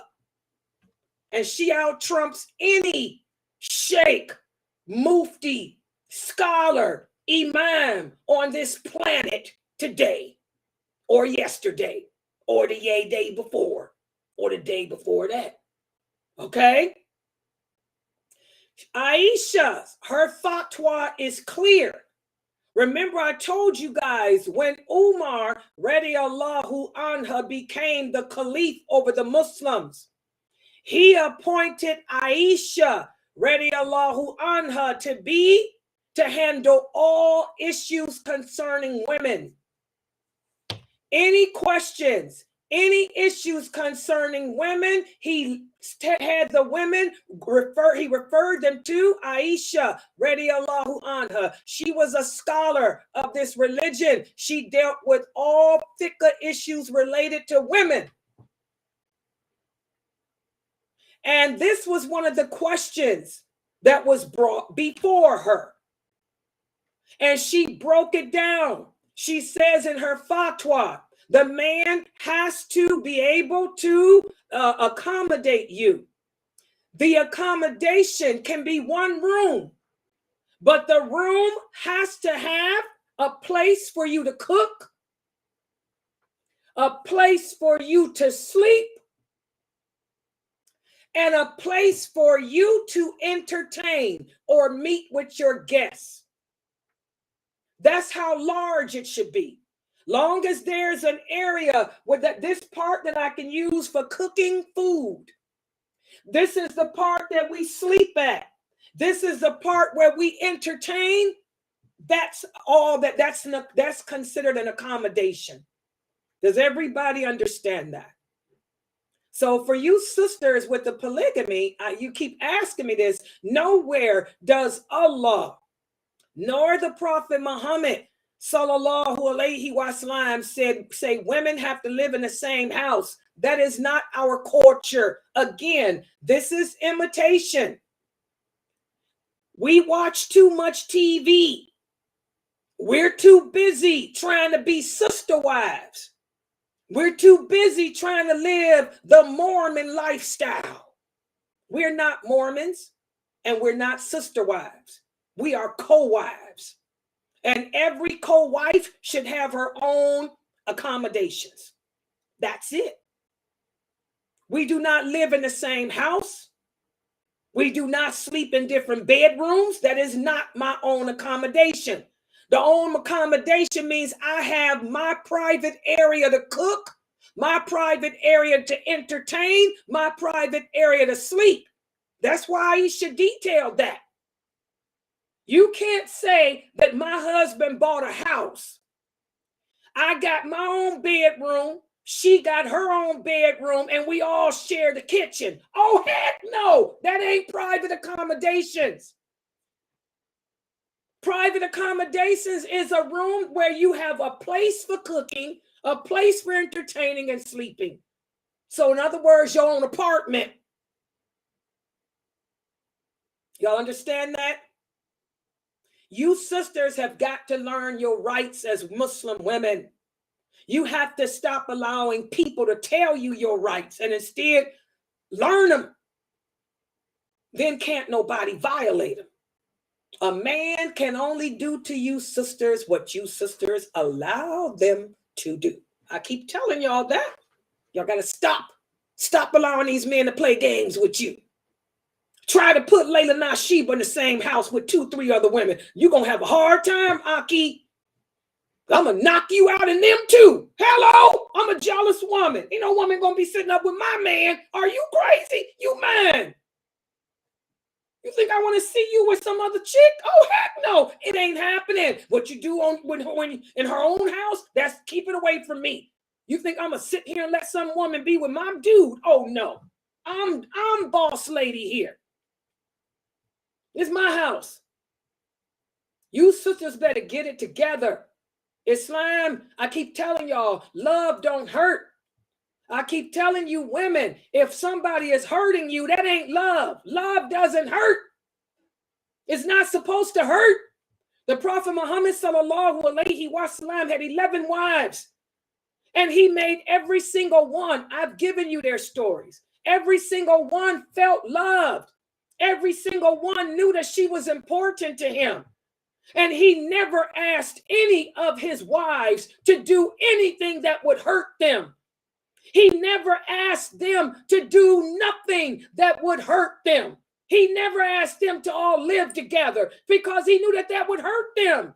Because all his wives were like Layla, strong and jealous. We accept the laws of Allah.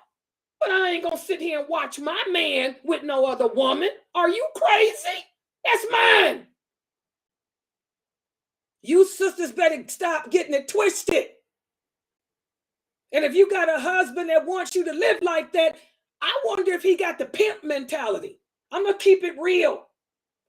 This is not the mentality of the salaf. That's the mentality of the khalaf. Remember, we talked about that today. The mentality of the salaf is they wouldn't put their wives in a situation like that that would be painful for them. That's the pimp mentality khalaf, to make him think he's all that. He got all these women fighting over him. Are you crazy, dude? You sisters better get it together. Islam is beautiful. Polygamy is good and clean, and it's beautiful when it's practiced the right way. When it's practiced the way the Prophet practiced it, it's beautiful. But when you allow these men to add their jahiliyyah to it, their pimp mentality and all that to it, it becomes ugly. It becomes distorted. It becomes painful and hurtful. And Islam doesn't hurt. Love don't hurt. Islam is not oppressive. Love is not oppressive. Get it together, polygamites. All right. Any other questions? Okay. All right. Well, let me see, there's no other questions, right? Yeah. Okay. Since we have no other questions, you're welcome, Sister Serene. May Allah bless you, Serene. It's good to see you here. MashaAllah, Sister Serene. May Allah bless you. It's good to see my baby. I remember you, Serene. Okay. Yeah, let me see, make sure I got him. Yeah, I got everybody off of Twitch too, right? I'm looking to make sure, because I know she can't see Twitch. Twitchers, I got everybody on Trova too. No, à la prochaine fois. They really want me to talk in French and answer you in French. Pa! No. Tout à l'heure. No. Tout à l'heure. Parle français.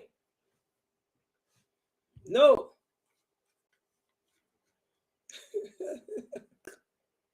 Don't be, no. Okay. Don't be. They laughing. Yeah, y'all got to stop that too. I'm serious now to these Moroccans, my Moroccan sisters and brothers here. Y'all got to stop trying to pretend to be other than what you are. Seriously, that's a big problem. Trying to be French. I had a Moroccan husband before. Oh yeah, I know. He did the same thing. I was married to a Moroccan for a short time. He pretended to be French too. All he did was speak in French. I had to tell him, dude, where's your Arabic? He never used Arabic, was always at French. Oh, no, y'all got to stop that. Be proud of being a Muslim. And your language is Arabic. Arabic. Parle français. No. Yeah. And they do the same thing in Montreal too, I heard. And not just there, but in fact, how do you people live in France? You know, I heard France got sisters. How are you living in France? I heard y'all can't wear jilbabs. I heard y'all got a problem with the hijab. What's wrong? You sisters walk around looking like little French women, little Frenchy poos. Are you wearing hijabs and jilbabs? De quel est le problème? Dites-moi. Subhanallah. I don't know how y'all living there. It seems to me that France would be, and this is for everybody. It seems to me if there were any country that we would need to make hijra away from, it would be France. Because it seems to me that France is France est la paix. That's the country, country. Yeah, my French is good, but I'm not going to use it. But that's the country that keeps imposing laws that contradict Islam. And that's not good. So I don't know why you got Muslims from Algeria, Muslims from Morocco that keep moving there. What is it? Moving to France to get lost in the French culture. And the same with Quebec here in America and Canada. They moved to Quebec. Quebec has a high population of Moroccans and Algerians and Tunisians. They get lost in the culture of being, pretending to be French, Cajun, and all that crap. C'est misérable. Je pense que c'est très misérable. Okay? And it's embarrassing. Yeah, my mother's Creole, mais je ne parle pas le français. Okay? I'm not proud of none of that French blood in me, that Viking French blood. That's where my Viking blood comes from. Jean, what was my people's name? Jean Guiton. Yeah, that crazy man that went throughout, he was from King Charlemagne's descendant, went throughout North Africa. And Africa, killing people, spreading Protestant. Yeah, I know his statues are there. My great-great-grandfather, Jean Guiton, his statue is still in Algeria. It's still over in Morocco where he killed and raped and put his seed, trying to call himself civilizing the people. What do y'all want to have allegiance to those people for? When you are Moroccan, you're Algerian. They did that to your people. Le Berbère. C'est terrible et misérable. Subhanallah. Y'all better get some culture. An Arabia culture. Okay? Not to be proud about being no Frenchy. That Viking blood. The only thing I like is how we had the axe in our hand. That's it. Die with the sword and the axe. That's the only thing.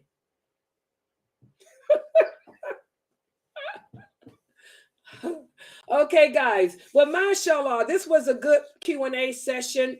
I want to thank everybody for joining and participating. And y'all see my baby over there, Sammy. I just don't know what to say about my baby. If something happened to him, I don't know how I'm going to take it because I am so attached to my cats, especially him. I don't know what I'm going to do. So inshallah, guys, we're going to close out for tonight. Next week, inshallah, we're going to have a Q&A. My Q&A with, inshallah, Sheikh Morsy. Sheikh Morsy will pop in and out next week to answer questions. And then on February 2nd, please write it down. Walaikum salam, brother. Please write it down. What is this? Okay, here. This is a person from Twitch. Let me answer their question. Let me put your question here so I can see. He says, are we allowed to stand for the judge? No. Standing. This is a very good question. Standing.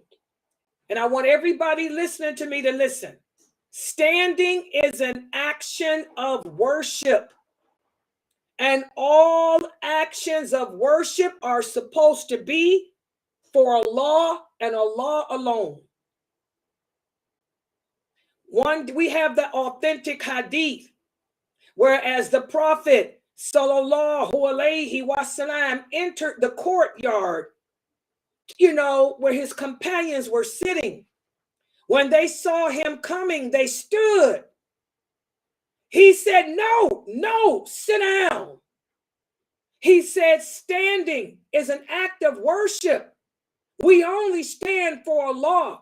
We don't stand for a man because he's a king, because he's a governor, or because he's a prophet.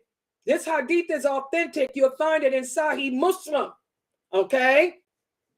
So we don't stand for any judges or any of that. And one thing about America, alhamdulillah, knows that. So when you go to a court, they know that if you are Muslim, that you don't stand for them. So they don't make a big deal. I'm a paralegal. And when I'd have to do arbitrations and mediations, other people would stand when the judge would come in, or the arbitrator would come in, or they would stand. I wouldn't, and they knew. They knew lailanasheeba don't stand for nobody. That's right, I don't stand for nobody but Allah. But I'm here. I respect you as the arbitrator, but let me present my case. That's how I always began. I'm telling you, I always began. Everybody would stand up for the arbitrator but me. And they would, my other reps with me would say, oh, this is Laila Nasheeba. She doesn't stand. I say, that's right. I don't stand for nobody but Allah, but I respect you as an arbitrator. Now I will present my case, sir. And I would start my case. I wouldn't even give them a chance to even question it. But they already knew. So America knows that. And that's same with any court. They know that we don't put our hand on no Bible. They know that we don't stand. They already know that here in America. But to answer your question, no, we don't stand, because standing is an act of worship. And I just want to say that's a very good question, because I never knew that. And as many times as I've seen, especially, it was a story, I think it was a Muslim judge that was being sworn in. Instead of bringing the Bible, of course, they brought the Quran. And I never understood if that was okay. I just always seen it. But as far as when they say, oh, the judge is coming, you need to stand up for the court, I never knew that you did not have to stand. And thank you for that hadith, because now I can look at it and understand that, hey, this is the proof. We don't stand up in court to none of that. But that's a good question. I did not know. Yeah, and they don't make you stand either. When I had to go to court with my sister over something, when that judge came in, everybody stood except for all of us that were Muslim. None of us stood, and they didn't even care. They didn't make no big deal out of it. And as far as swearing on the Quran, we don't do that either unless you have to. I would tell them, we don't stand and we don't swear on the Quran either unless it's something that we have no choice but to. So take that away too. So they done took it. In fact, they've taken it out of court. They don't ask, do you swear on the Bible? They'll say, do you affirm? They started using the word, do you affirm what you're about, the testimony you're about to give is true? They don't ask you to put your hand on the Bible no more or nothing either. They'll have you get on the stand. When I had to go to court to represent people, or I had to go as a witness to a case at my job, they would say, do you affirm that what you're about to say is the truth? I say, yes, I do. And let me get started. I would always go right into it. I didn't play. Yes, I affirm that what I'm about to say is the truth, and let me get started. Your Honor, this is what happened. And I would bring it. Just bring it. Is that the same as like raising your right hand too? Yeah, they stopped all that. I've never seen that happen in a court in years. They don't do that no more. At least not here where I am. You just do you affirm it, I affirm, and that's the end of it. We don't do any of that. And the courts here accept that. If they know that you're a Muslim and you let them know, usually what you have to do is let your lawyer know. If you have to go to court, let your lawyer know. They'll tell the judge, and the judge won't make a big deal out of it. At least it's never happened with me, and I'm 62 years old. No, I asked that because recently my mom had to take her citizenship test, and then they made her swear by raising her right hand, and then she didn't know. So she's like, she probably do I have to? Yeah, she should have told them beforehand. Let your lawyer or whoever know. They usually let them know. Let them know, and that judge won't ask you to do it. They'll ask you to affirm your testimony, and that's it. They won't ask you. But you have to let them know. If you don't let them know, then they'll just do what they do. Yeah. Yeah, any other questions? Okay, I want to remind everybody, I'm going to be up tonight because I slept all, let me tell y'all, last night when my cat, I realized he was sick. I went to bed early at 9 and because I was just crying and depressed, I slept from 9 o'clock last night until 3 o'clock this afternoon. So I done had enough sleep. I'm going to be up doing these videos. So I'll be in the Zoom room. But I just want to remind everybody, don't forget, next on the February 2nd, I'm going to have a special session with Dr. Jamali and Brother Muhammad Ziada. He's a po-po. We got to bring in the po-po. What can I say? He's a police officer, sir, in Florida, the Broward County Sheriff's Department. He's going to come in and talk about social media, the problems with social media and how it destroys our families, guys. That's the 2nd. What is this? Now you want to change your question? Why you put all this Arabic stuff in? The answer's not going to change. You can throw in Arabic words and Indian words. It's not going to, the answer remains the same. Can a person of knowledge who does not consider a judge ruling by man-made laws to be from the taboo, has he failed? The answer is still the same. What do you mean a person of knowledge? What type of knowledge? Does not consider a judge ruling by man-made laws. Why come he don't consider a judge ruling? The Prophet Muhammad sallallahu alaihi wasallam said, respect the laws of the land. So why come this person does not consider American laws? If you're not going to respect American laws, you need to move out of here. He said it in numerous hadiths.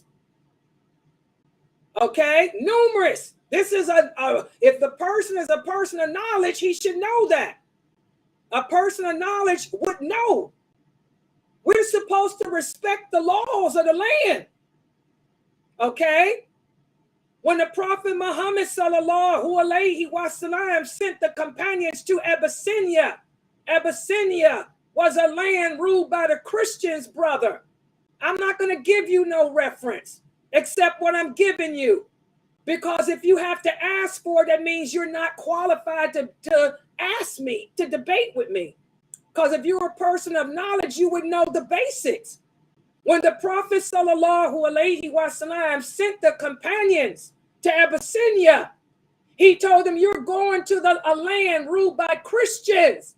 One of the things he told them, brother, was to respect their laws. That's one of the things he told them. Every Muslim knows that.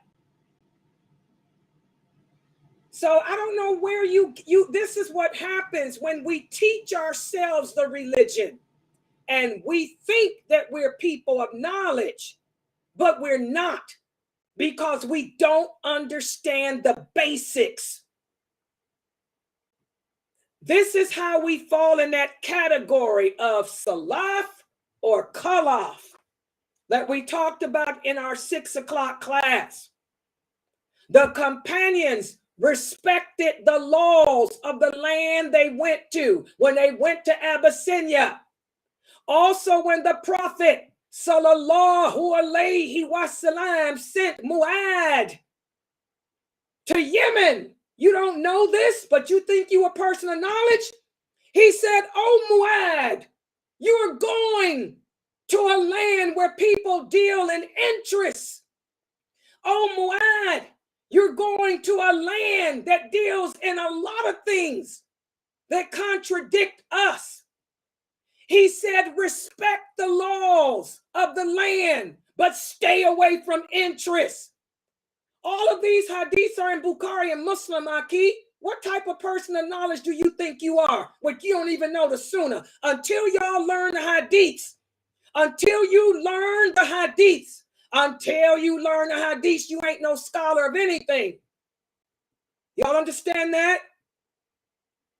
This is an example. We don't go around disrespecting the laws of the land. Also another hadith. The Prophet sallallahu alaihi wasallam said, our laws are for us. Their laws are for them. But respect their laws as long as their laws don't contradict ours. There you go. And brother, you can put all the Quranic English verses on the screen you want to. But like I said, the Prophet said you will never understand those verses until you learn the hadiths. And by the way, you will never understand those verses until you learn Fusha. By the way, English is not Arabic. By the way, you're getting twisted. And by the way, this hadith does not say that you can move into a Kafir land and kill, crush, destroy. And that does not mean that we go around disrespecting people's laws. What are you, a Kharijite? Sound to me like you a Kharijite. And hello, Layla ain't got time for the Kharijites. And this is the problem. We either too far extreme to the left or extreme to the right. Mutazila or Kharijite. No balance. It's all about being like the Salaf. The Salaf were balanced. You understand? And brother, what does Ibrahim breaking an idol got to do with you thinking that you can disobey the laws of the land? See how we take the verses of the Quran out of context. And by the way, the Prophet Muhammad didn't order the execution of anybody because of the laws of their land. I'm sorry, Aki, you got the wrong website, you got the wrong diet, and you are not a person of knowledge. You sound to me like you got some serious issues with the Kharijite kind. Brother Ahmad, are you here? You can take care of that. Next question. But anyway, we've come to the end of our discussion. By the way, there's Simbi, y'all. Look. Simbi knows that Sammy is sick, so he won't go near him. Look, Fresno. My other cat, they know that Sammy's sick. So all they do is stand to the side and comfort him. Y'all see that? It's a shame. This is my cats. Yeah. All right, guys, inshallah, this was a great Q&A session. Y'all be careful of those Kharijites out there. I hope everybody knows that you can't impose Islamic laws in a non-Islamic land. You cannot go around imposing Sharia law in America. If you want to disobey Allah's law, the laws of America, you're going to jail. Okay? That's all I got to say. You think you can impose Sharia law in America? You out your mind. Go to Iran with that crap. See how long you survive there. Because one thing about them, they ain't going to have you speaking about this religion in the wrong way, especially their way, because their way is totally different. The Shiite way. All right. I want to thank everybody for joining and participating in this session. Make sure y'all put down February 2nd on your calendars. And next Friday, inshallah, we'll have Sheikh Morsy popping in and out. Subhanaka Allahumma wa bihamdika, ashhadu an la ilaha illa anta, astaghfiruka wa atubu ilayk. Make sure everybody's here tomorrow for Dr. Asim's class. Assalamu alaikum wa rahmatullah wa barakatuhu.